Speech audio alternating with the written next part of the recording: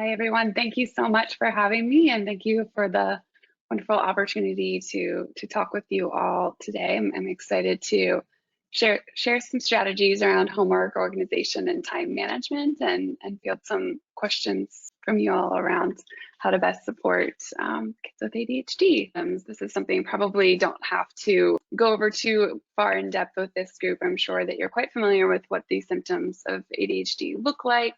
But I put this on here just to talk about how when you really pause and look at the different symptoms of ADHD, how much organization, time management, and task completion, and some of those are these symptoms that I have italicized here, they really are part of the core aspect of what it means to have ADHD, and specifically the inattentive symptoms. So it's not surprising that we see homework organization, time management difficulties in students with ADHD.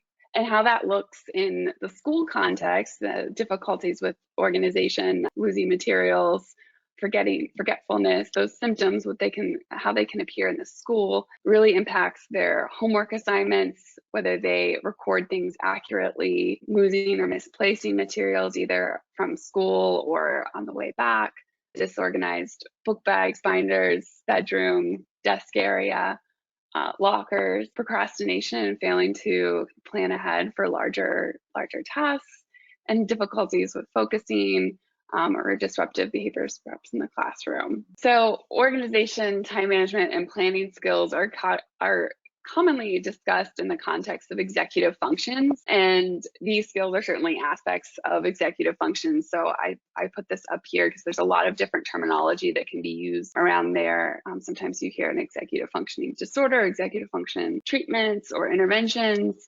And what executive functions are really, it's an umbrella term that refers to cognitive processes that are necessary for completing goal-directed behavior. And so that includes things like inhibiting certain behaviors in order to do other behaviors, planning ahead, self-regulating not only behavior, but emotions and actions and tasks, completing tasks, planning ahead, and managing one's time. So these executive function skills, you can sometimes I call them the conductor of the orchestra, because they're really responsible for these sort of more complex skills that start to develop in early adolescence and are important throughout development. And so I think it's helpful in understanding what the role is of executive functions for youth with ADHD. So if executive functions are the conductor of the orchestra, they're really responsible for monitoring and controlling what happens in the moment, the immediate behavior, and how that is working towards or against their long-term goals. So one thing that we often see in the school context and at home when it comes to completing homework with youth with ADHD is that the immediate rewards, those that are naturally available, those are often rewarded for doing the wrong thing. And what I mean by that is in the moment, they might be drawn to doing things with their peers or not completing their work, other distractions, maybe their favorite TV show is about to be on. There's a lot of distractions in the world that are more appealing, that are right in front of them than the longer term, more abstract thing, such as my grades at the end of the semester, or how I'm going to do on a test that's not until next week. So it can be really difficult to kind of work towards those longer term goals, especially when there's all these immediate distractions right in front of you. So I put here, if I say I don't have homework right now, then I get to go outside, I get more free time. If I don't write down my homework at all, then I get to immediately after the end of the class, instead of taking 5 minutes to do that, I get 5 minutes more in the hallway with my friends. So you can kind of think about how all those immediate distractions are rewarding for doing the wrong thing, and it makes those longer term rewards particularly challenging, especially for youth with ADHD, because they seem more abstract and less tangible. So why organization, time management skills are important? So schools historically focus on teaching material, things like math skills, science skills, other languages, English. And obviously, those academic skills are highly important, but without organization, time management, and planning skills, they don't allow a student to really engage in what they're learning and achieve their full potential. And in our work, we believe that kind of these organization and time management skills are just as important aspects for us to teach and encourage students to do as the material itself. And they're important not just for right now for students in elementary, middle, or high school, but also later in life as they transition either to college or to occupational settings. It's important to be able to have these organization skills, time management, and planning to be able to adapt well and be successful in other situations too. So we often assume that these skills they just develop as one transitions, say, to middle school, and that they'll just be there and that they'll know what to do and they'll know how much to record in their planner or their calendar and kind of what it means to be organized. But that's often not the case, and it's particularly challenging for individuals with ADHD, coming back to some of those executive functioning difficulties. We see homework, organization, and time management difficulties really start to arise at key points in development. So one really important period of development is the transition from elementary to middle school. And this represents, for a lot of kids, a big shift going from one teacher to multiple classrooms, multiple teachers. And for parents too, that means kind of managing expectations for 4 or 5 different classes, teachers, some who might use some online platforms for assigning homework, others don't. Some write things on the board. Some might just say it verbally in the last 5 minutes of class. All these different kind of methods of their own organization and ways that assignments are given. And it makes it very challenging for all students really to be able to keep up with. And there's also this, at the same time, this kind of reduction in teacher support by having multiple students, and instead of 20 or 30 students in the day that the teacher is responsible for, now they have hundreds that are cycling through their classroom. So there's sort of less teacher contact sometimes in the transition to middle school, and it's a really high risk period for students to start falling through the cracks. But it's also, on the positive side, it's a unique opportunity to really teach these homework organization skills. We see an increase in homework demand. And so it's a great time to start working on these skills and teaching and applying organization, homework, and time management strategies. So with that, these are kind of the 5 areas that I want to talk with you all about today for how to support your student with organization, time management, and homework. So I'm going to first talk through some specific strategies for organization, time management, and homework skills, and ways that those skills to your child or adolescent. But one thing that a lot of research and our interventions hold true to this model is that ADHD, it's not always just a lack of knowing what to do, but it's the ability to regulate one's behavior and do the right thing in the moment. So you might know that you're supposed to write down homework assignments in your planner, but actually executing and doing that in the moment is what's challenging for you because of some of those inattentive symptoms. So we're going to talk about ways to set and monitor those goals and behaviors around organization, time management, how to use rewards effectively to motivate your child or teen, setting up a plan for success and what that looks like. And lastly, and most importantly, kind of how to introduce this with a positive tone in a way that's going to engage them and feel like an opportunity rather than another task that they have to do. So I think everyone came here today probably thinking about this first steps, but these last 4 are really important for making whatever system that you come up with and that you develop as a family or for your child, student, to be successful. So I also want to say that a lot of these interventions and strategies that I'm going to share today actually came from my graduate school mentor, Joshua Langberg, wrote a book called Homework, Organization, and Planning Skills, or HOPS intervention. And the first book was written for school mental health providers, so people like school counselors, school social workers, or school psychologists, to deliver this program during the school day in the context of schools. But he's also since published a book specifically for parents that gets into specific strategies for monitoring homework and organization and time management.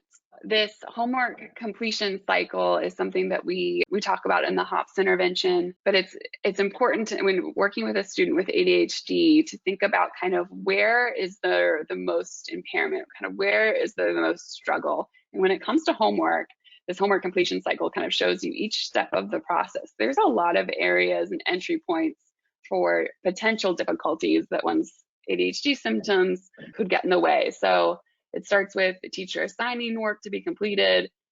The student then has to actually record the assignment accurately in enough detail so you know what to do, bring those materials home, plan ahead for tests before they happen, manage their time when they're actually completing work or studying, and then actually doing the work itself, ensuring that the materials get back to school and that they actually get turned in. And can't tell you how many times we have families that will help their student with their homework or work on ensuring that their homework is completed the night before, and then something happens the evening before and this homework gets misplaced or that's just forgotten to be turned in. So there's a lot of places where you could initially work on it. Sometimes we show this as a map to families. There's maybe multiple areas with your child or adolescent that you might want to target. Let's start with one area that seems to be the most problematic and then kind of move into these other areas. So I'm going to talk about specifically organization, time management, and planning strategies today.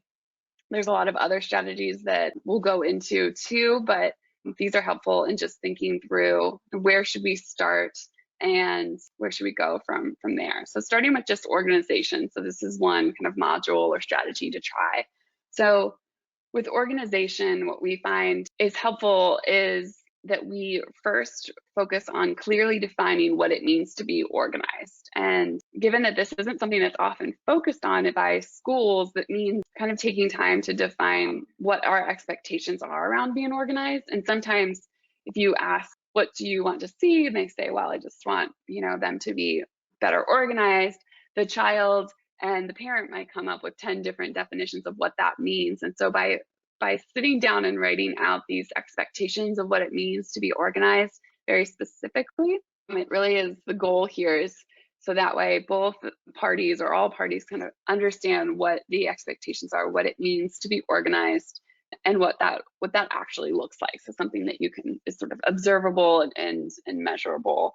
So in our interventions, this focuses on designating a space for doing schoolwork and for keeping school materials, and parents can help the child sort of develop a system that works for them, whether that is setting up a desk space at home or kind of creating an organization checklist for what goes in the book bag the night before going back to school, or kind of what's expected to be in the book bag and what's not to be in the book bag when they get home. And so we talk about defining organization, and here are just some different examples of definitions of being organized that we've used with families that we've worked with. So it might be things like no clothes or trash in your book bag. All of your writing utensils are in the pencil pouch in your book bag. You have a homework folder, and in the homework folder, there's two sides. One's on the left is homework to be completed, and then homework that's done is on the right. And that other materials that have already been graded are not in the homework folder, but they're filed in the correct subject in the binder. So these are some very specific definitions of organization that we would sit down and kind of agree on what these goals are. And then how this is implemented in the moment is we'll set up a plan, either that the child uses these goals or these definitions as a checklist for themselves to go down and check once or twice a week or even more. More is always better. And then setting up a time where the parent or someone in the school can also check their materials to see if they've kind of checked off each of these goals. Okay, so then moving to another aspect of homework organization time management is the actual homework recording process, or keeping track of what assignments and tasks have been assigned. So using a planner or a calendar for the student, and there's a variety of different options out there. It used to be that schools would give out planners to all their students. Some schools now do that and some schools don't anymore. Some students might prefer an electronic calendar, especially these days. And it doesn't really matter if it's a paper calendar or it's an electronic calendar. There's pros and cons to both, but as long as there's one system that they're using and that they can stick with. Paper calendars are nice if in the school day they're not allowed to have a device or computer up. They can quickly write down assignments when they're moving to the next class, or when a teacher brings up something, they have a notebook that they can pull out easily and they can write it down. Electronic calendars are nice because a parent can have the calendar shared with them. They can use color coding systems for different subjects. And you kind of very quickly see a week's day or day zoomed in. And so there's a lot of different features that can be particularly useful for an electronic calendar. So it's just most important that they just pick one and they use one that works for them, rather than trying to juggle using multiple different systems. But what we actually work on with using a planner or calendar with students is thinking about how much detail is important. So writing in sufficient detail to know exactly what to do, what to study, what chapters and what problems to do. So they're getting points or rewards, rewarding those specific behaviors. And then building off of that, time management and planning is also sort of using that planner or calendar, but to schedule for upcoming tests or projects in advance. And here we reward students for adding tests and projects to their calendar, but also for taking the planning steps to break down larger tasks into smaller subtasks that need to be completed, and then scheduling those subtasks into their calendar. And we also focus on sort of specifics of those tasks and what pages they need to do, how much detail is sufficient for these different subtasks. And then we reward them for following the plan. Another aspect of planning can be that we create an evening schedule, but it's where you zoom in, look at a single day by we often say by at least the half hour increments, not the hour, and helping them first fill in what are the known activities that you have to do. Well, we have family dinner from 6 to 7, and I have piano practice from 4 to 5. And so then you look back at your planner and what work you need to do, and you schedule in your different tasks amongst the spaces that are available between coming home from school and bedtime, essentially, and kind of planning around when you want to do what and in what order, how long different tasks take to do. So this is the process of helping them think through planning like their own specific day. We first let them sort of have autonomy and pick when they want to do the different behaviors, and then depending on how that works out, then we'll also perhaps give a little bit more guidance on how did that work? Did your homework after watching your television?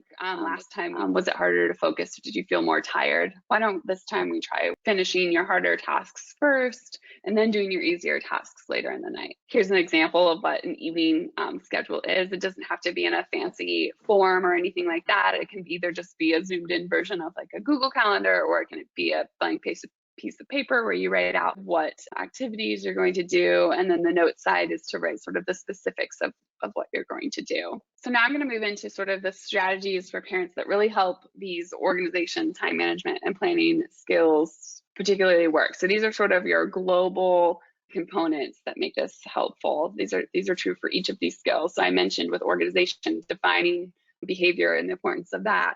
And that's really true for all of the skills. We need to operationalize, which means just defining very specifically what the behavior and the expectation is. And for some things, this can be particularly tricky. So it's good to sort of define it and then test that we know that everybody agrees on what it looks like. So talking through sort of what are things that you would be able to observe, and talking through with the child what they think that means, and making sure that we're all on the same page. By defining the behavior and setting goals around these behaviors, we're providing opportunities for the student to be successful, rather than waiting for them to not be successful and then trying to correct that behavior. But instead, this is sort of as an antecedent or beforehand, focusing on things that they can do and setting small achievable goals around that. The other thing I'll say that's important about setting and monitoring goals is that, and this is particularly difficult, I think, for families where it's today, and by the end of this week, you want to see that these organization time management behaviors are just being implemented. The goal of this work is really to gradually shape behavior towards a goal. So if the ultimate goal is to be 100% of the time recording all of their homework, but right now they're really only catching about 60% of their assignments into their planner, then maybe a first goal would be to achieve at least 70 or 75%. And then after a week or two, maybe we bump it to 85% of their assignments are into the planner, and then kind of gradually shape that over time. Once we define the behavior, then we want to establish a plan for monitoring progress and rewarding success. So how often is the parent, or if someone's checking in school, like a school counselor, how often are they going to check, and what is feasible for the amount of monitoring that they can do. So setting, if parents can monitor once or twice a week and check, what are days and times that they're going to do that. And that's very in a transparent way communicated to the child, so they know exactly when they're going to be checked and what days, what times, and what the parent's going to be looking for. So here's a sample sort of points tracking system that has on here some homework recording goals, some organization goals, and some planning goals. Sometimes if we were focusing just on organization, we might have 5, 6, or 7 goals just on organization. This is of a child who had focused on each of those things and now is sort of targeting the last final behaviors with a few from each area of organization, time management, and homework. And the key idea here is that this is a personalized list, specific goals that this particular child is needing to work on. And they're getting small sort of daily rewards or weekly rewards as well. So that way they can experience success with doing these behaviors.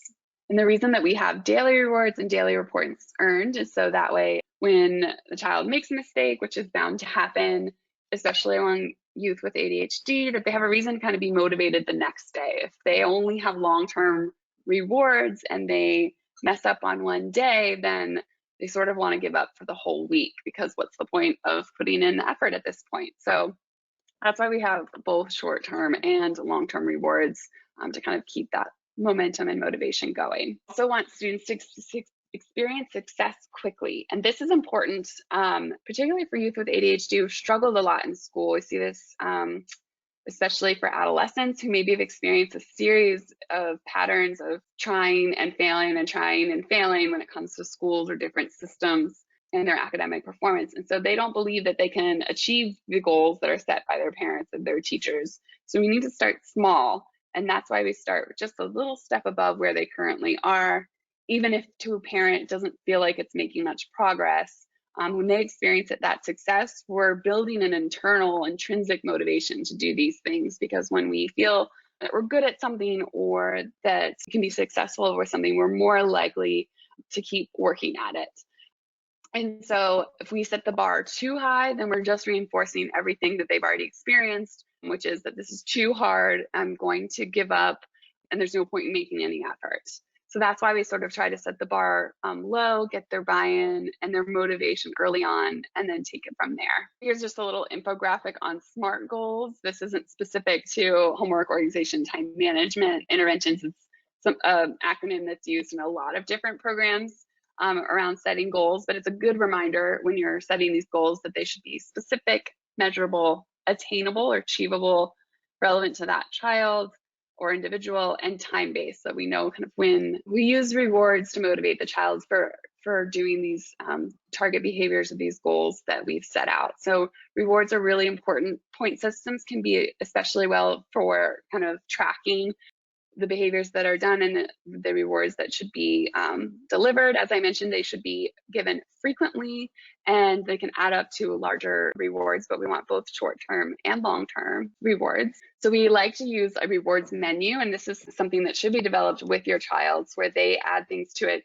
You can brainstorm ahead of time. What are some things that you're willing to put in here, and where do you draw the line? But you'll see there's different point values. So some things, the bottom half of this table, are things that are going to require a little bit more. So maybe they have to be done on weekends. So these are longer term goals. So they have the option of cashing in or saving up.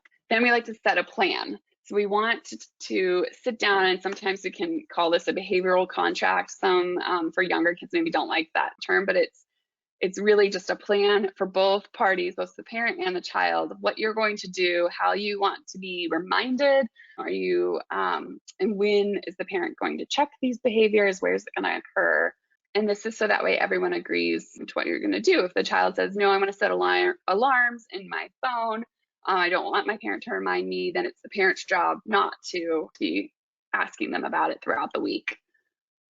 Okay, and the last point I want to make is setting a positive tone. This is so important. As I was saying earlier, there's school and academic behaviors and academic efforts when it comes to youth with ADHD is often a struggle. And so it's really important that we introduce a new system, that we phrase this as an opportunity. If we start with the negative, we are already just risking the child or the teen just not listening. So if we were to say something like, you know, you have been procrastinating a lot and this is just really becoming a problem and we need to do something about it. Sort of this has this negative tone, and immediately they're gonna just, you know, droning you out. But if we start with a different way, like approach it such as, I can remember when I was in middle school and it's a lot to manage multiple teachers, and I know you're working really hard to improve your organization and record your homework. And so I want to set up a system with you where we reward you for those efforts and really reinforce all that you're doing to try to improve. So that sort of sets it up in a more of a positive tone and maybe perks their ears around getting opportunities to be rewarded for their efforts that they're doing. And here I just sort of put at the bottom of this sort of an example of that text. So show us that you can do whatever this behavior for X amount of time with a reasonable amount of consistency, and then they can earn the freedom of having their parent monitor less. So this freedom through responsibility is something for children and adolescents. When you introduce new systems, sometimes they really don't like having all of this increased monitoring from a parent or a teacher or someone at school. Might make them feel like a baby or a young kid. And so we phrase this as sort of the more that you demonstrate that you can do this on your own or independently and gradually over time, then the less monitoring that you'll have. And that ends up being kind of quite powerful reinforcer on its own, sort of getting your parents off of your back or sort of getting more independence in this area. So we focus on that with a positive tone. And then lastly, I'll just put up here some resources for parents. There's a lot of really helpful materials on the CHAD website when it comes to different infographics and tips for homework and time management. Here's a link to the HOPS Parents book that's available for parents. And lastly, here's my information if anyone wants to reach out and contact.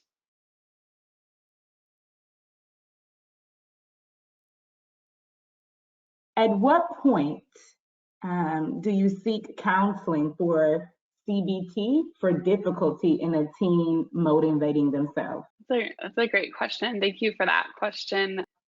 For any of those that aren't, I'm sure the CBT acronym stands for, so that's cognitive behavioral therapy. And yeah, that's something that can be useful for adolescents with ADHD when they are experiencing difficulties with motivation, especially if there's other mental health concerns such as anxiety, stress, mood, or depressive symptoms. CBT or cognitive behavior therapy can be really helpful for that. And in terms of addressing kind of when is it important to kind of go and seek help for that, that's sort of a tricky question to just, there's no like clear cut rule on that. But if you feel like you've tried some of these strategies and it's very difficult for you as a parent on your own to be motivating them, and you've tried setting a positive tone and starting small goals to work towards to motivate them, and still really struggling and noticing that there's additional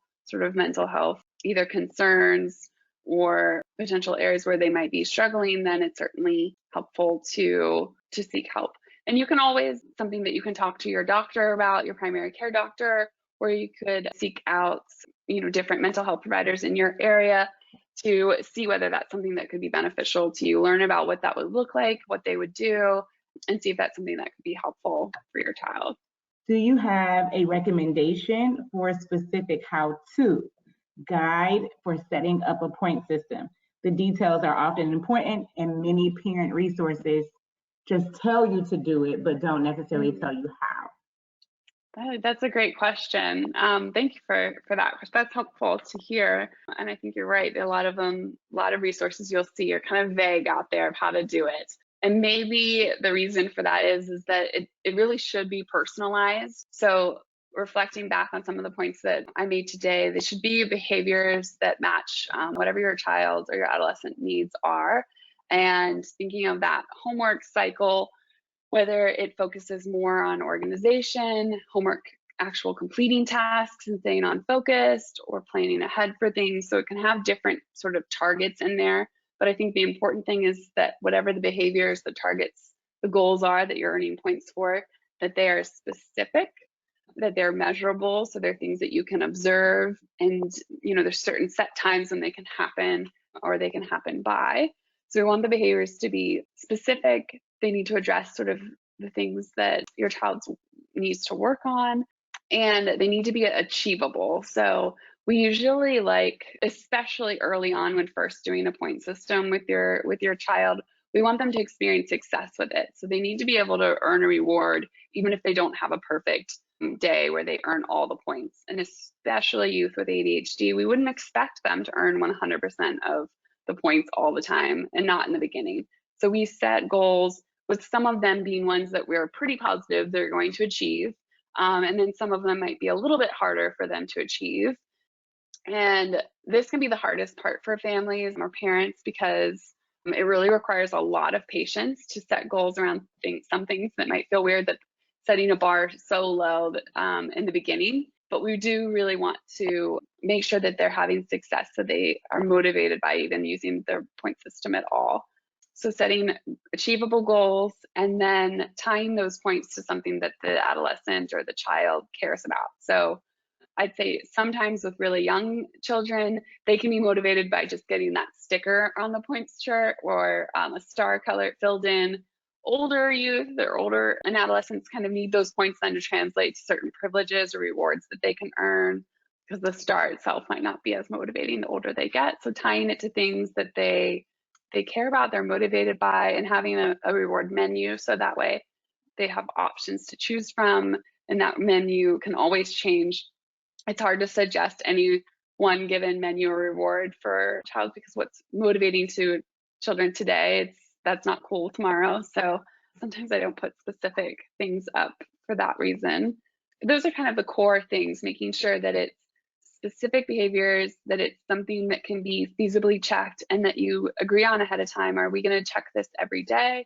Are we going to check this once a week? But being consistent in however often you set out to do it, those goals are achievable, and that it's goals that they can still earn rewards even when they have. We want to make sure that they earn those rewards initially in starting it, and that the goals are achievable so they can earn the rewards to be motivated. Do you have any suggestions for the child who says that they have it all under control but really doesn't?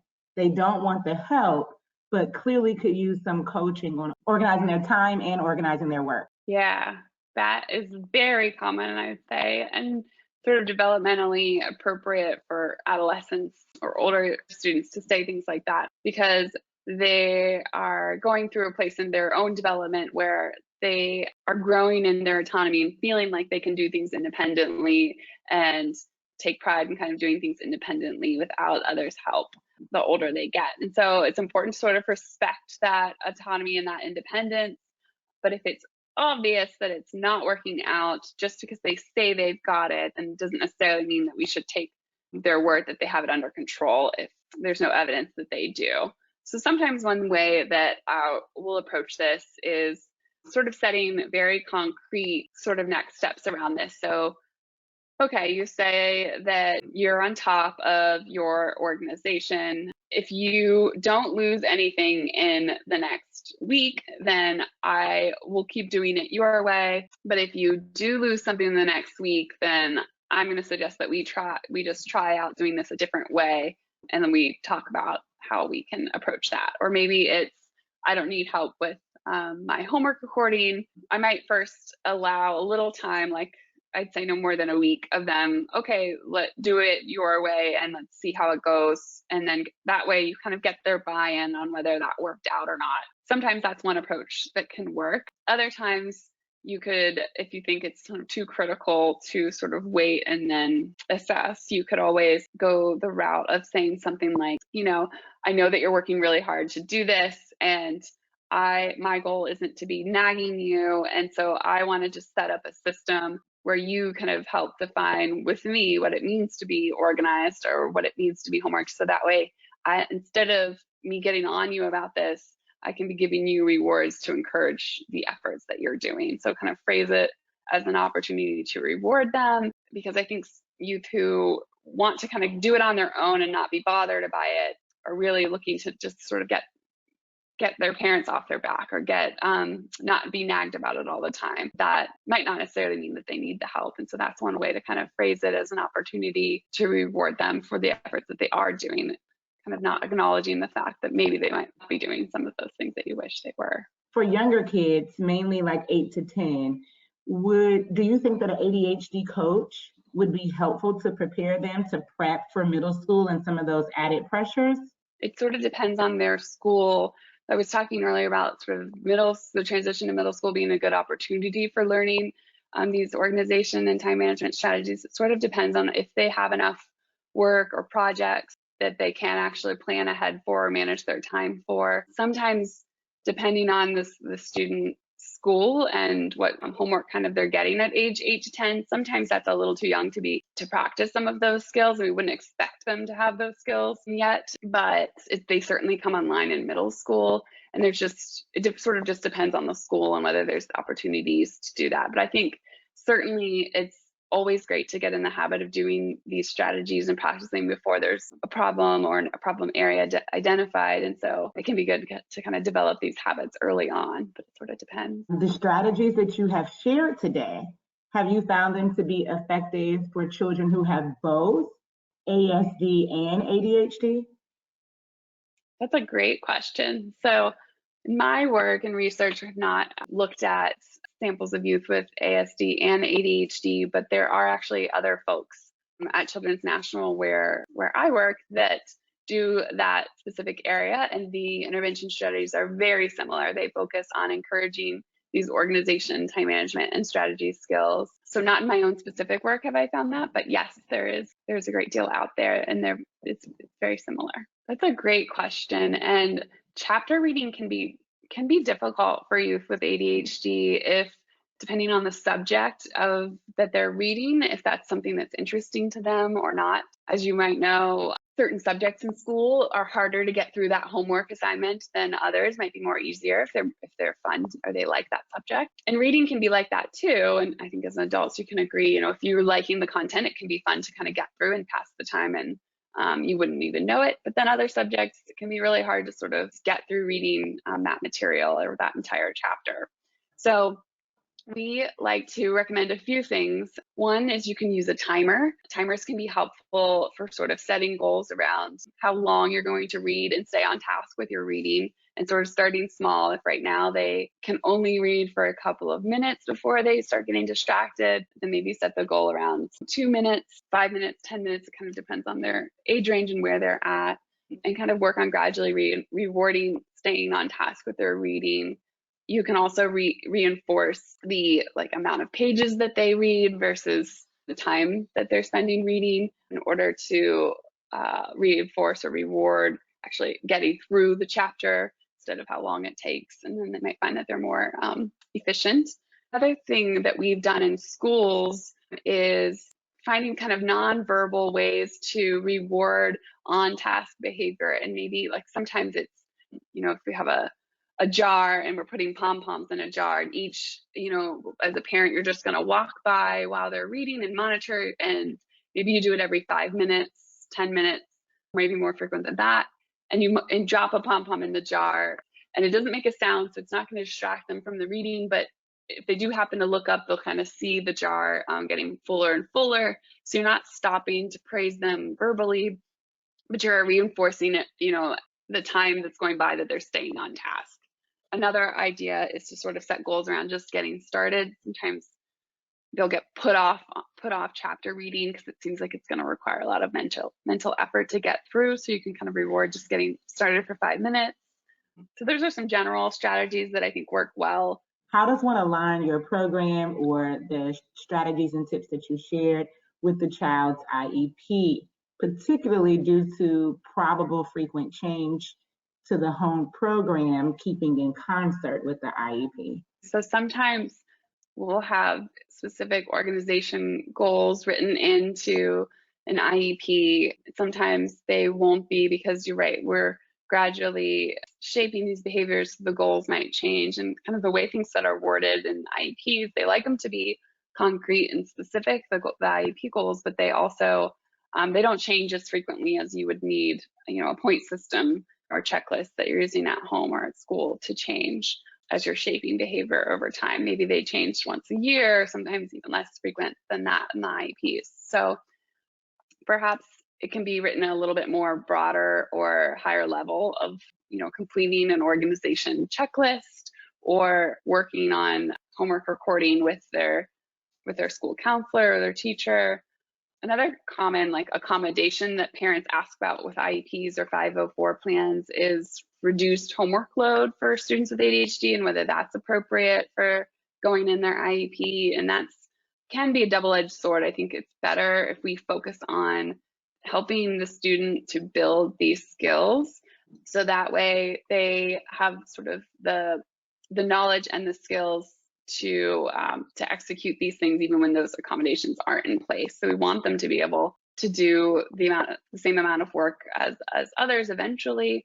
And if that's a goal, then it's not a bad idea perhaps to have reduced homework if they're not having any opportunity to even practice these homework and organization skills. There's just no time amongst everything else, but that could be done more temporarily. So those are some different ideas for considerations with IEPs. I really like the planning aspect, but I'm a little indecisive about using the reward system. Is there an alternative, as this parent would rather her child notice the positive outcomes instead of expecting something in return? For starters, how is that working right now? If that's something that is it's natural, so it's already been in place and it's shown that that's not motivating in and of itself, then that's the goal of this work, is really to get them going on practicing the skill of planning ahead, so that way it is motivating. And just sort of understanding how executive functions have a role in ADHD. It's not that they don't care about the longer term reward of their grades, or that's not important to them. It's just hard when there's other competing immediate reinforcers right in front of them.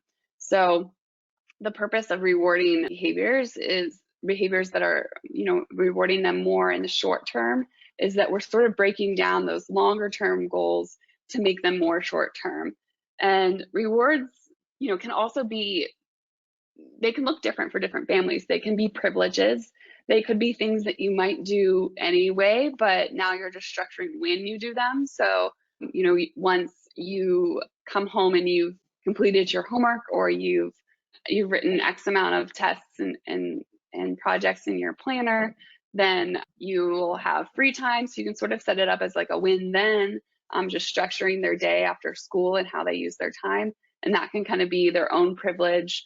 It's not necessarily like a reward that you have to go out and buy something for, but just sort of structures around something maybe they would have earned anyways, but I'm giving it to them for doing a certain behavior, and that's something that can happen daily. What we also see is that they experience this external reward being given to them helps them to just even try the planning skill. That's what we're trying to get them to do. Try it out and get better at it over time. And so if we're able to motivate them to try something this way, and then they're successful with that success that they experience will be an internal motivation. And over time, that will be enough for some to drive them to kind of keep doing it on their own without another reward, but working towards sort of that end all goal that everyone agrees on of better grades and school performance. We know that there are many parents with ADHD who also have children with ADHD. Do you have any suggestions for these parents in terms of not taking over their child's projects and their homework, etc.? And I would say it comes back to kind of setting up goals that are feasible and that you can do consistently. So for the parent, if you're a parent with ADHD, set up goals around checking their planner and their calendar to see that they've been doing these behaviors in advance before something is due, that they know what the project sort of subtasks are to be completed, and that they've kind of assigned times to do them well before when it's actually due. So that way you've got the smaller chunks done in advance, and set up a system that works for your family, that's feasible for your family to do. And it's something that you can kind of do consistently, because number one thing with these systems is making sure that you're able to consistently check and consistently give rewards. And if you have sort of different, work demands, life demands, parenting other children, it can be difficult, especially, and then compound that with having your own ADHD, sort of stay on top of all of that. And so setting up a system that's going to work for you and your family, that you can do and implement or use consistently. And then some of these strategies that we're talking about, of using a planner, setting, an alarm or reminder for yourself, those are strategies that the same sort of organizational time management strategies that we use with our emerging adult and college populations, and they're useful for adults too. So these are strategies that you can also, as a parent, use for yourself and sort of set up your own structure and your own system for getting tasks done, and having sort of checking and monitoring their homework and their project task completion in advance as well. I would like to thank Melissa again for a wonderful presentation, and our participants for taking time to join us today.